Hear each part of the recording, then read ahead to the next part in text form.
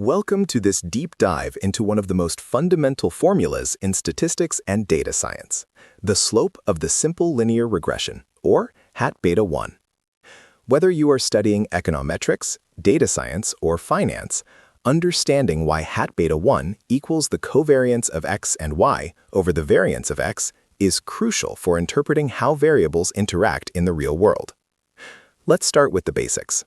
In a simple linear regression model, we represent the relationship between an independent variable x and a dependent variable y, using the equation y equals beta 0 plus beta 1x plus epsilon. Here, beta 1 is the slope. It tells us, if x increases by 1 unit, how much do we expect y to change? Imagine we are looking at how the number of hours spent studying affects exam scores.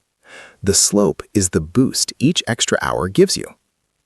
To find the best fitting line, we use the ordinary least squares, or OLS method. This method minimizes the sum of squared residuals, which are the vertical distances between the actual data points and our predicted line. Mathematically, this optimization leads us to a beautiful ratio. The slope is not just a random number. It is the ratio of how x and y vary together, divided by how much x varies by itself. Let's break down the denominator first. The variance of x, denoted as variance of x. In the context of OLS, this is the sum of squared deviations from the mean, sum of x sub I minus x bar squared. Think of this as the information or spread in our independent variable.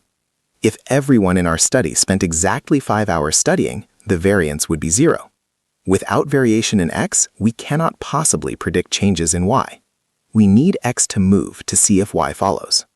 Now, let's look at the numerator, the covariance of x and y, or covariance of x and y. Formulaically, it is sum of x sub I minus x bar, y sub I minus y bar. This captures the co-movement.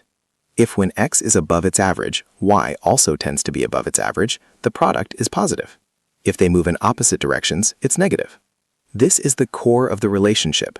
It tells us the direction and the raw strength of the bond between the two variables. Why do we divide them?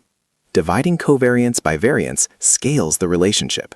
It translates the joint movement into the units of x.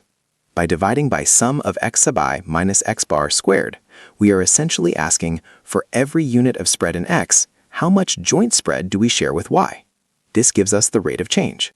It's like calculating a speed, distance covered divided by time elapsed. Here, it's joint variation divided by the driver variable. Let's see a practical example from the world of economics. Consider the consumption function by John Maynard Keynes. X is disposable income and Y is consumption. Statistical data from the World Bank shows that for most nations, the marginal propensity to consume, our hat beta 1, is between 0.6 and 0.9. This means for every extra dollar earned, people spend 70 to 90 cents. The formula, covariance of income, spend over variance of income, gives us this exact sensitivity. In conclusion, hat beta 1 equals the covariance of x and y over variance of x is more than just symbols. It's the mathematical bridge between raw data and actionable insight. It tells us the return on investment of our independent variable. From predicting housing prices to optimizing marketing spend, this formula is the engine under the hood of linear modeling. References: 1. Gujarati N, Basic Econometrics. 2. Wooldridge J.M., Introductory Econometrics, A Modern Approach. 3. Johnny Freund, Mathematical Statistics. 4. Stock, J.H. and Watt, M.W., Introduction to Econometrics.